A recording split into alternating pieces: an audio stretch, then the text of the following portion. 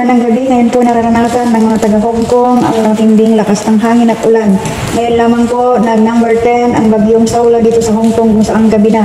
Sa lahat po ng mga employer at mga estudyante ay wala pong pasok. Ang mga employer po ay work from home at ang mga bata ay stay at home lang po sila today. Sana po ito po ang first day ng school nila for the school year 2023. Kaya lahat ng mga pampasaherong sasakyan, public transportation ay wala pong biyahe. So wala pong makalabas ngayon kung wala kang sariling sasakyan na hindi ka makakapunta sa iyong paruroonan dahil wala pong biyahe lahat ng mga transportation dito sa Hong Kong.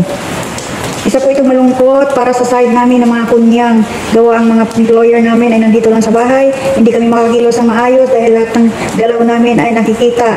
Lalong-lalo na itong pag-reels namin ay hindi namin maisakatuparan gawa na nandyan sila lagi nakabantay at nakamasid sa amin. Hindi naman ako pwedeng umakyat sa rooftop at malakas nga ang ulan at hangin. At maging sa pagkain, kahit kami ay nagkakape, na sana ay masarap magkape sa ganitong maulan na panahon, ay iniiwasan namin dahil ayaw namin na makarinig ng anumang salita galing sa kanila. Ganyan po ang aming sitwasyon ngayon dito sa Hong Kong. At kami ay nananatiling sa loob ng bahay at nagpapakabait dahil andito ang aming mga amo at ang maraming trabaho dito dahil andito sila lahat, ang mga bata ang gugulo, lahat ng mga laruan nakakalat. Ganyan po ang nangyayari ngayon dito sa Hong Kong. Naway gabayan kami ni Lord na matapos nawa ang Typhoon 10 na ito na wala pong mangyaring anuman sa amin, lalong-lalo na sa aming mga OFW, dahil wala naman po kami makasama rito ang aming mga pamilya. Natanawa kami at naway pagdasalin po kami at ang aming mga kalagayan dito.